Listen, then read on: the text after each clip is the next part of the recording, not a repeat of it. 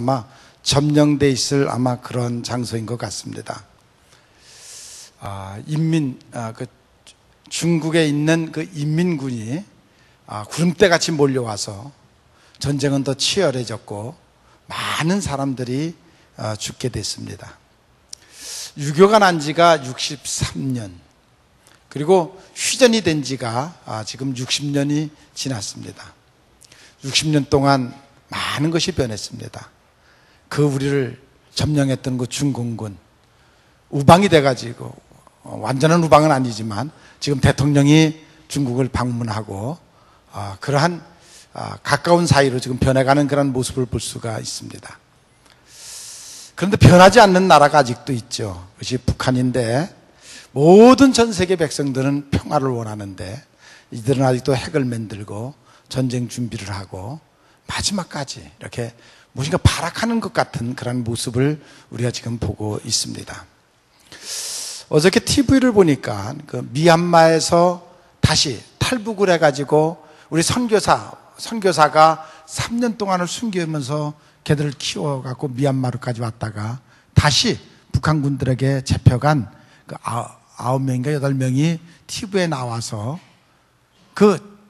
간증같이 자기들이 지금 당한 일을 얘기를 하는데, 그들이 하는 말을 보면은 자기네들이 목사놈한테 잡혀가지고 3년 동안을 끌려다니다가 카카시로 탈출해가지고 다시 아버지 품에 안기게 됐다는 그 앵무새 같은 소리를 하는 것을 보면서 정말 너무 불쌍하다는 그런 생각이 들었습니다. 오죽하면 쟤들이 저런 얘기를 가서 또 하는가 하는 그 아픔을 느꼈습니다. 그러나 여러분, 하나님은 우리 편에 계십니다. 반드시 남북이 통일되고 가나안 땅을 주듯이 우리 민족에게 통일의 땅을 주실 줄로 믿습니다. 지난주, 이제 우리가 다음 주는 후반기 첫 주이면서 하나님께서 우리에게 지키라고 명령하신 맥추절을 지키는 그러한 절기입니다. 물론 요즘 농사를 짓지 않으니까 무슨 맥추절을 지킬 의미가 있느냐라고 말하는 사람도 있고, 저도 그런 생각을 한 적이 있었습니다. 그러나 여러분, 이것은 농사와 관계하는 것이 아닙니다.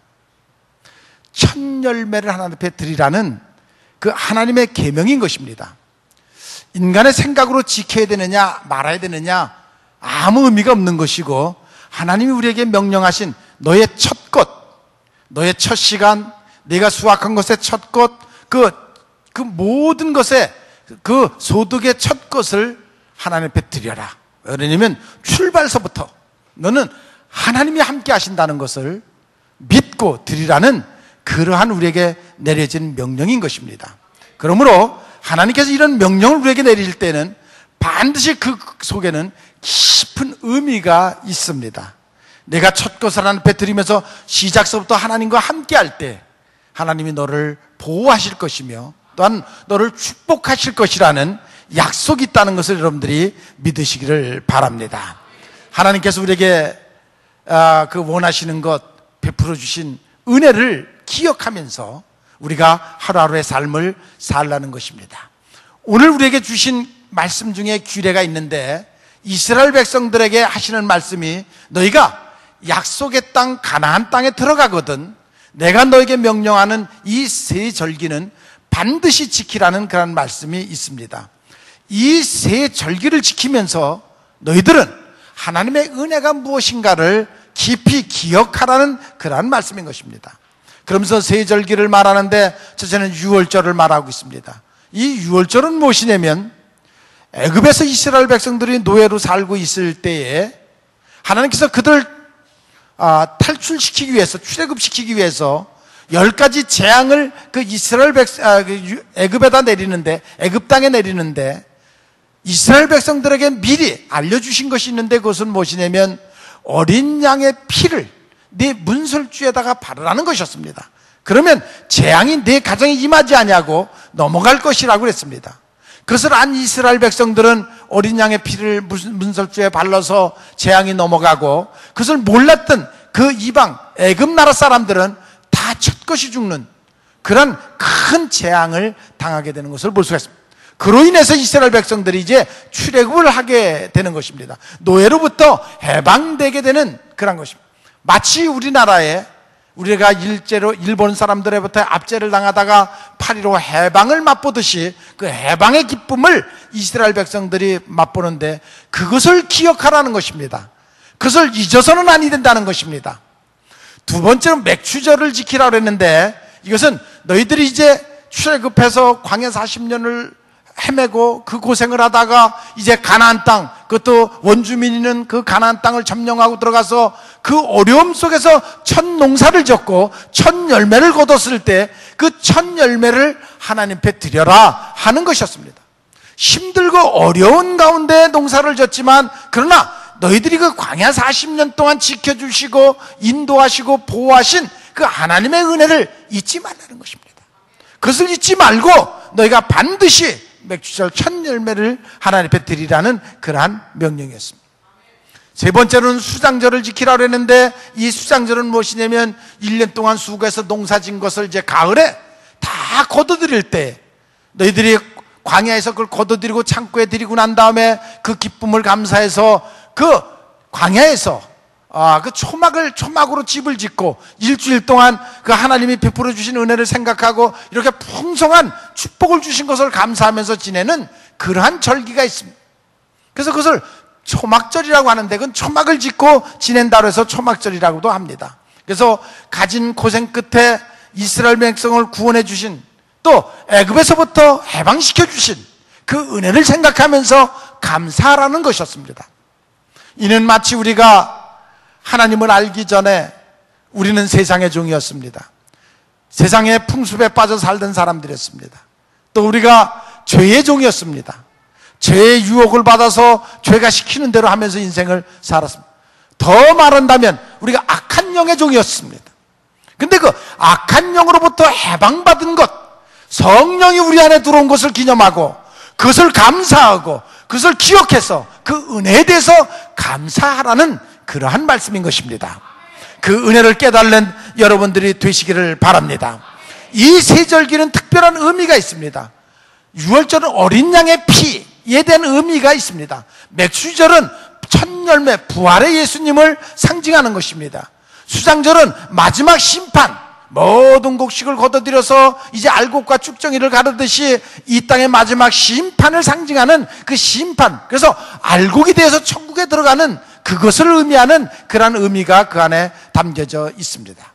그래서 이 세절기는 예수님의 피 흘림과 예수님의 부활과 예수님의 재림을 상징하는 그러한 메시지가 그 안에 담겨져 있고 그것을 바라보면서 그것을 들으면서 여러분들 마음속에 하나님의 인재하심과 하나님의 인도하심과 하나님의 그 축복 속에 사는 것에 대해서 감사할 수 있는 그런 여러분들이 되시기를 바랍니다. 영적인 그리스도인, 심령의 열매를 거두는 그 감격, 그 회상을 기억하라는 것입니다.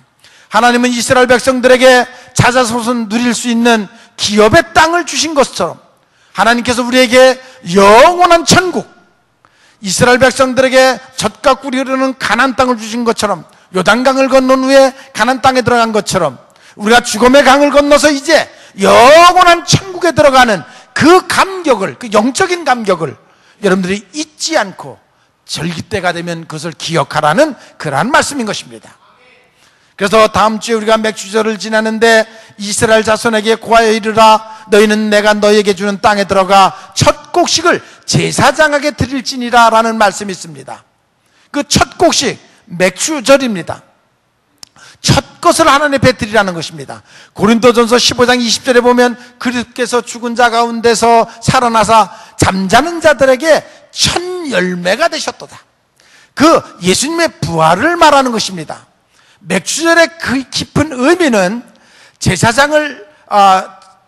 제사장은 너희를 위하여 그 단을 여호와 앞에 연락되도록 흔들어 안식일 이튿날 드리라는 그런 말이 있습니다. 곡식을 갖고 오면 그 소제인데 그 요제라고도 그러는데 그 제물을 들고 제사장이 강대상 앞에 가서 주님 앞에 가서 제단 앞에 가서 그 곡식을 흔들어 그것을 여호와 하나님 앞에 드리라는 것입니다. 그것은 첫 열매입니다. 여기에는 많은 의미가 있습니다. 물론 예수님의 부활을 상징하기도 하고, 흔들라는 말은 죽은 자를 깨우치라는 것입니다. 깨게 하라는 것입니다. 아니, 영원히 잠든 자를 흔들어 깨어나게 하라는 그러한 의미가 그 안에 담겨져 있습니다. 아무튼 예수님은 이 땅에 오신 첫 열매인 것입니다.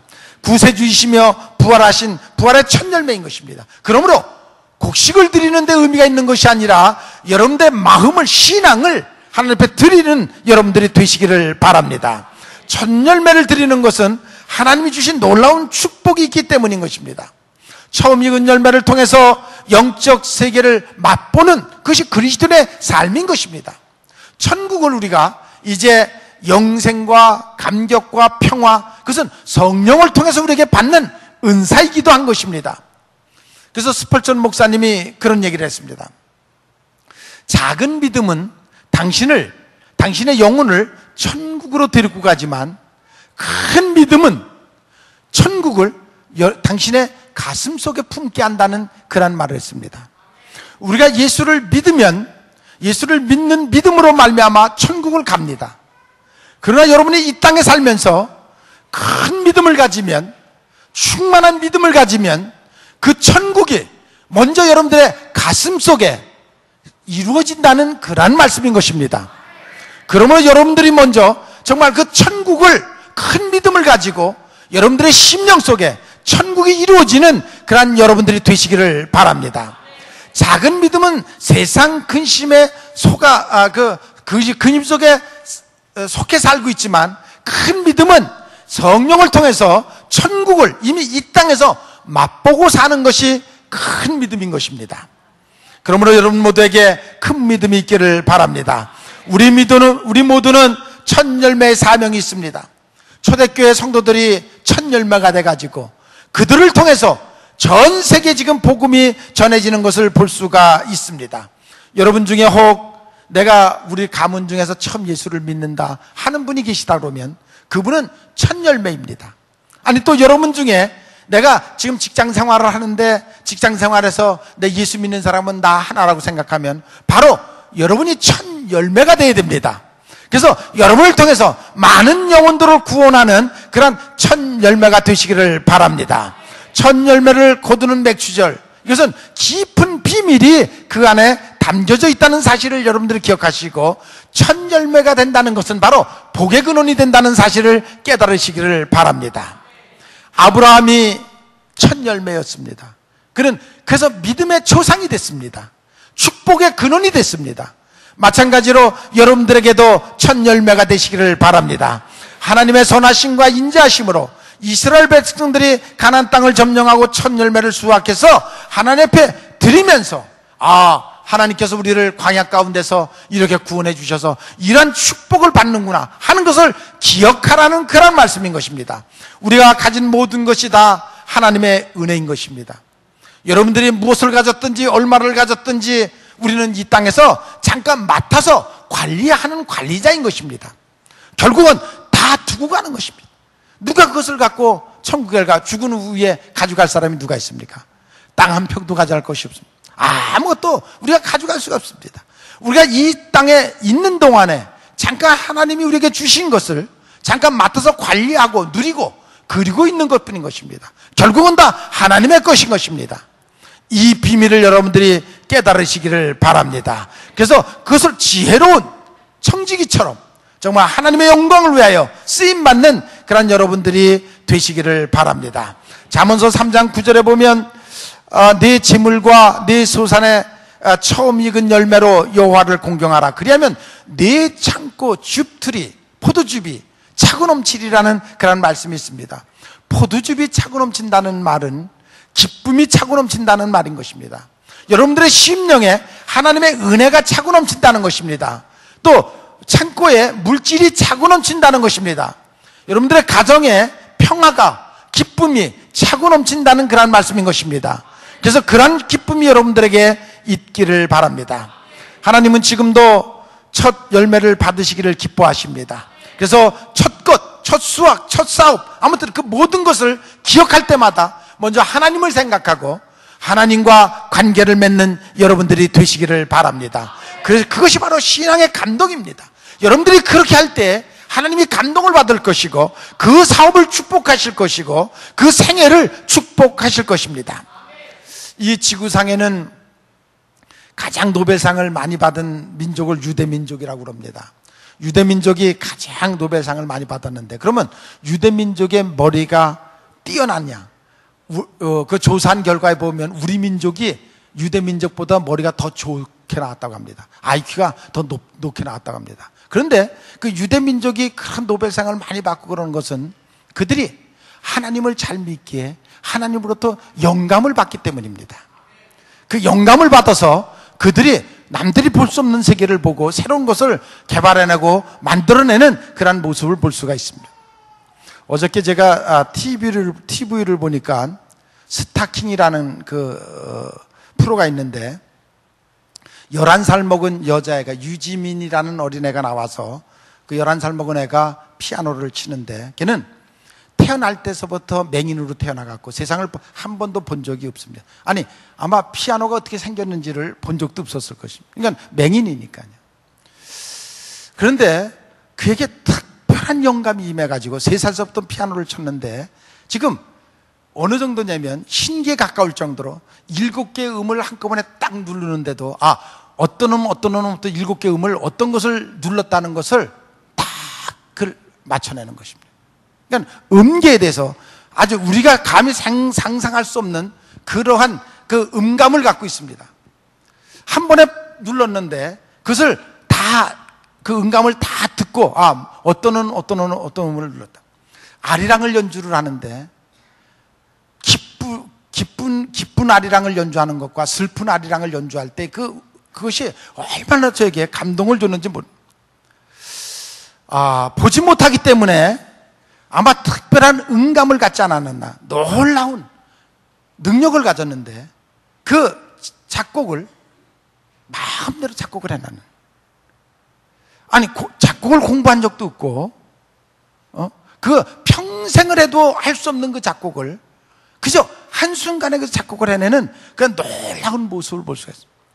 그러니까 다른 것을 생각하지 않냐고, 피아노만 생각하고 그 보이는 것이 없으니까 그것만 늘 기억해서 놀라운 능력을 갖는 것을 볼 수가 있습니다.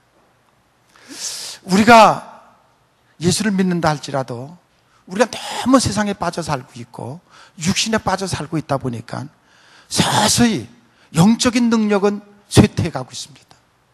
그리고 세상 것, 육신의 것, 그것만 점점 발달해가는, 진화돼가는 정말 그런 모습을 우리가 볼 수가 있습니다. 여러분들이 정말 영의 세계에 대해서 좀 더 깊이 안착하는 여러분들이 되시기를 바랍니다. 거기에 신경을 쓰고 어떻게 하면 좀 더 신앙생활을 잘할까? 어떻게 하면 좀 더 천국을 맛볼 수 있을까? 내 심령 속에 예수님의 형상이 이루어질 수 있을까?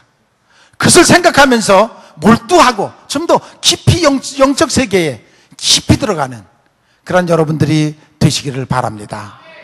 그날 어저께 그 김지호라는 애도 지금 대학교 2학년 애도, 걔도 맹인으로 태어나서 보지를 못했는데 어저께 나와서 걔하고 반주하면서 또 찬양하는, 정말 노래하는 그런 모습을 봤는데 너무나도 큰 감동을 줬습니다. 아무튼 이렇게 하나님을 믿고 하나님을 의지하고 하나님을 따르면 하나님께서 여러분들에게 놀라운 능력을 주실 것입니다. 좀 더 영적인 세계에 관심을 가지고, 믿음의 세계, 신앙의 세계에 좀 더 관심을 가지고 여러분들이 깊이 들어가려고 하면 그 안에 이 세상에서 상상도 할 수 없는 놀라운 보화, 축복의 세계가 있습니다. 그것을 간직하는 여러분들이 되시기를 바랍니다. 아무튼 여러분들의 머릿속에 늘 하나님의 은혜를 기억하고 사시기를 바랍니다. 또 여러분들의 자녀들에게 하나님의 은혜에 대해서 얘기하시기를 바랍니다. 효도할 수 있는 자식이 어떤 자식입니까? 세상에 똑똑한 자식이 효도하는 것이 아니라 부모의 은혜를 생각하는 자식이 효도할 수가 있습니다. 하나님의 은혜를 생각하는 사람이 올바른 신앙생활을 할 수가 있습니다. 그러므로 여러분들이 삶 속에 언제나 하나님의 은혜를 깊이 생각하며 사는 여러분들이 되시기를 바랍니다. 그 속에 평화가 있고, 그 속에 부요가 있고, 그 속에 형통함이 있습니다. 그것을 믿는 여러분들이 되시기를 바랍니다. 아무튼 첫 열매를 기쁜 마음으로 드림으로 감동이 되는, 하나님을 감동시키는 그런 여러분들이 되시기를 바랍니다. 우리가 얼마나 많은 은혜를 받고 살고 있습니까? 물론 이 세상에 태어난 것 자체 하나만으로도 상상할 수 없는 큰 은혜를 받고 살지만, 우리가 나라가 있습니다. 나라가 없는 서름이 얼마나 큰지 압니까? 나라가 있는 것도 큰 은혜인 것입니다. 또한 우리가 무엇보다도 스승이 있습니다. 지금까지 우리를 가르쳐준 스승들이 있었기에 깨달음이 있고, 그리고 바른 길로 우리를 인도하는 분이 있었기에 지금까지 우리가 이렇게 살아올 수 있습니다. 또 부모의 은혜가 있습니다. 우리의 출생과 키워주시고 사랑을 주셨던 부모의 은혜가 있습니다.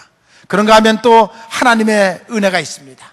우리를 이 땅을 창조하시고 구원해 주시고 보호해 주시고, 그리고 지금도 변함없이 사랑하시는, 정말로 사랑할 만 가치가 없는 우리를 지금도 변함없이 사랑하시는 그 하나님의 사랑의 은혜에 감사할 수 있는 여러분들이 되시기를 바랍니다.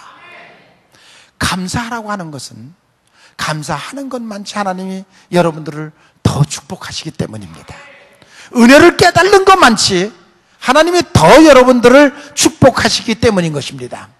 헬라의 철학자 라이프 콥스라는 사람이 그런 말을 했어요. 왜 이 세상에서 감사하지 않는 자를 벌하지 않느냐? 이 세상에서 감사하지 않는 자를 벌하는 것은, 그 감사는 하나님이 벌하시기 때문입니다. 이 세상에서 감사를 모르고 사는 사람은 이 세상 법이 그 사람을 징계하는 것이 아니라 하나님이 하신다. 이 세상에서 감사하는 자를 왜 더 상을 주지 않느냐? 이 세상에서 감사하는 자를 상을 주지 않는 것은, 그것은 하나님이 상을 주시기 때문이다. 여러분 믿습니까? 감사하는 자를 하나님께서 축복하시고 또한 벌을 주시고 그렇게 하시는 것을 여러분들이 깨달으시기를 바랍니다. 우리는 너무나도 많은 감사할 조건이 있습니다. 시편 50편 22절에 보면, 하나님을 잊어버린 너희를 이제 이를 생각하라. 그렇지 않으면 내가 너희를 찢으리라 하는 그런 말씀이 있습니다. 왜 하나님의 은혜를 잊어먹습니까? 우리가 받은 은혜가 너무 많이 있는데도 왜 하나님의 이 은혜를 잊어먹습니까? 누가복음 2장에 보면 예수님께서 어렸을 때 12살 때에 부모들이 유월절 예루살렘 성전에 갔다가 오는 길에 예수님을 잊어먹고 왔습니다. 하루 길을 온 후에야 비로소 깨달았습니다. 그리고 다시 되돌아가서 예수님을 만나서 예수님과 동행하는 그런 모습을 볼 수가 있습니다. 여러분, 혹 여러분들이 지금 인생길을 가다가 분주해서, 또 일이 많아서, 또한 다른 생각을 하다가 지금 여러분들이 예수님을 잊어먹고 있지 않습니까?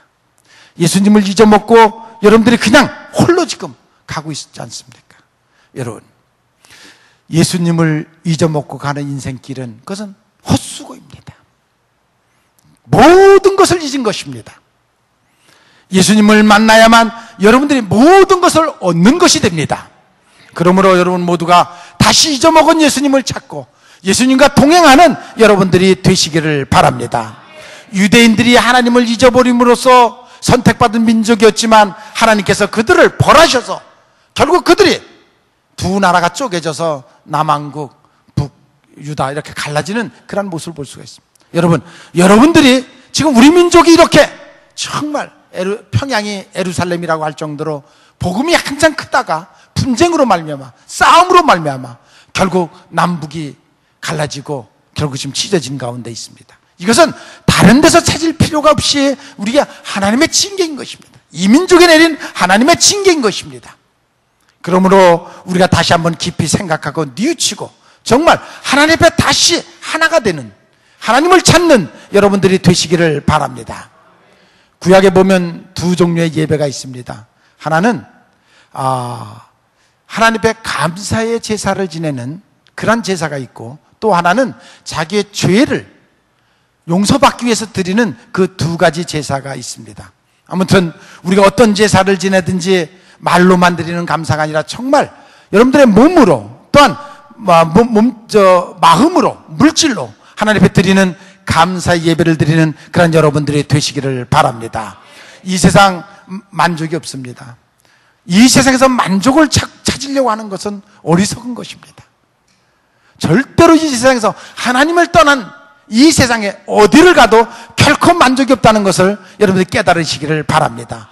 우리 신앙인들은 스스로 자족함으로써 하나님과 동행함으로써 그것으로 감사하고 그것을 기뻐하고 그리고 그것으로 만족하는 여러분들이 되시기를 바랍니다.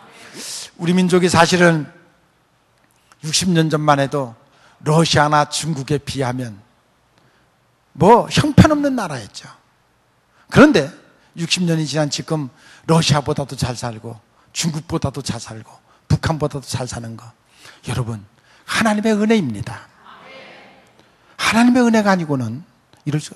여러분 러시아 한번 가보십시오. 끝없는 그 농지가 끝이 안 보이는 그런 농지에다가 나무들이 숲이 끝이 안 보이는, 자작나무들이 끝이 안 보이는 그 반경 120km를 가도 끝이 그 평야에 끝이 안 보이는 그러한 좋은 토지와 그 많은 그 지하 자원을 갖고 살고 있습니다. 그럼에도 불구하고 지하 자원도 없는 이 나라가 이렇게 축복받은 나라, 여러분 이거 너무 하나님 앞에 감사하는 여러분들이 되시기를 바랍니다. 정말 너무 감사한데, 너무 풍요로운데 그 감사 풍요를 모르는 이 민족을 볼 때마다 한쪽으로는 두려움이 있습니다. 하나님이 그처럼 풍요롭게 그렇게 해주는데도 그것을 깨달지 못하고 불평불만하고 살아가는 이 민족을 볼 때 하나님 앞에 정말 두려운 마음을 갖게 되는 것입니다. 옛날에 강남에서 배추 농사를 하던 그 농사꾼이 그 강남이 서울로 편입이 되더니 또 강남이 개발돼 가지고 보상을 해주는데 농부가 놀랍게 돈을 많이 받았습니다. 아니 배추 농사 져서 배추나 갖다 팔던 사람이 그 보상을 받았는데 엄청난 돈을 받은 것이에요. 그러니까 그때서부터 마음이 변하기 시작했어요. 뭐 특별히 배운 것도 없고, 그러니까 돈 쓰는 것은 알 수 있으니까 매일 술집 가서 술 먹고, 그러다 보니까 또 술집에 있는 색시가 마음에 들어갔고 또 살림 차려놓고, 여기 살림 차려놓고 저기 살림 차려놓고, 그래서 자기는 최고로 그것이 제일 행복하게 사는 줄 알고 살다 보는데, 그러다 보니까 가정은 서서히 무너져 가지고 자식들도 다 타락해 가지고 자식들도 다 형편없이 돼버려요. 결국은 다 망하게 됐어요. 그때 비로소 한 번도 내려가지 못했던 지하실에 내려가 보니까 옛날에 그 농사 짓던 농기구들이 그대로 다 있습니다. 그것을 보니까 그때가 육체적으로 힘은 들었지만 그때가 정말 행복한 때였구나, 그것을 느끼게 됐고, 또 한쪽 교회 보니까 리아카가 있어요. 배추 팔러 다녔던 리아카를. 그 지하실에 혼자 앉아가지고 배추사려 하고 소리로 고함을 치고 있던 그런 사람이 있어요. 그 사람은 정말 행복이 이 세상에 어떤 물질로 와지는 줄로 잘못 착각하고 있었습니다. 여러분, 이 세상에 어떤 것으로 행복을 찾으려고 하지 마시고 거기에 기쁨이 없습니다. 참된 기쁨은 하늘로부터 오는 것입니다. 여러분 믿습니까? 진정한 행복은, 진정한 기쁨은 하늘로부터 오는 것입니다. 성령이 내 안에 들어올 때 비로소 내 속에 천국이 이루어지고 그때 비로소 우리는 정말 행복이 무엇인지를 알 수가 있습니다. 골로새서 3장 15절에 보면 너희는 감사하는 자가 되라 우리에게 말하고 있습니다. 여러분, 성도의 마음은 은혜 받는 것을 깨달아야 됩니다. 그리고 감사하는 마음으로 채워지는 여러분들이 되시기를 바랍니다. 일본의 신학자 내촌 감산이 그런 얘기를 했죠. 하나님께서 인간을 저주하시면 그것은, 그 저주는 질병을 줘서 그것이 저주가 아니고 사업에 실패를 해서 그게 저주가 아니라, 하나님이 인간에게 저주를 줄 때 가장 큰 저주는 하나님이 믿어지지 않는 마음을 준 것과 감사하는 마음을 주지 않는 것이 가장 큰 저주라고 그랬습니다. 그거보다 큰 저주는 없다고 했습니다. 여러분 마음속에 늘 감사하는 마음이 넘치시기를 바랍니다. 감사할 수 있는 자만이 은혜를 받습니다. 감사하는 자는 마음의 문이 열린 사람인 것입니다. 그것은 하늘의 축복이 임할 수가 있습니다. 물론 농부가 수고를 하지만 작은 씨 하나를 심을 때 그 큰 호박들이 주렁주렁 열리고 옥수수가 열리고 또한 쌀이 열리는, 쏟아지게 열리는 그런 모습을 볼 때 그 하나하나를 통해서도 하나님 앞에 감사할 수 있는 그런 여러분들이 되시기를 바랍니다. 너희는 범사에 감사하라 하셨습니다. 그래서 그리스도인의 감사는 환경에 보고 환경에 의해서 하는 감사가 아니라 환경과 조건을 초월한 그 어떤 상황에서도 감사할 수 있는 그 감사가 그리스도인이 하는 감사인 것입니다. 바로 그것을 할 수 있는 여러분들이 되시기를 바랍니다. 물론 다음 주가 맥주감사절이지만 여러분들의 삶 속에는 365일 언제나 감사가 넘치는 하나님의 은혜 속에서 사는 그러한 여러분들이 되시기를 주님의 이름으로 축원을 합니다.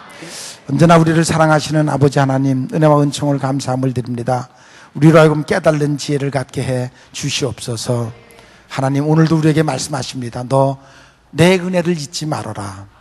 내가 너를 불 가운데서, 지옥에서 건져줬고 악한 영의 유혹에서부터 너를 건져줬고 내가 너를 젖과 꿀이 흐르는 가나안 땅, 저 천국으로 인도하는 것을 너는 결코 잊지 말아라. 그것을 늘 생각하면서 감사하라. 오늘도 말씀하셨습니다. 하나님, 우리에게 절기를 주신 것은 그 절기를 통해서 깨달음을 주시는 것입니다. 하나님, 우리로 하여금 깨달는 지혜를 갖게 해 주시옵소서. 그래서 주의 영광을 위하여 정말 주님과 동행하는 그런 기쁨이 있게 해 주시옵소서. 예수님의 이름으로 기도 올려옵나이다. 아멘.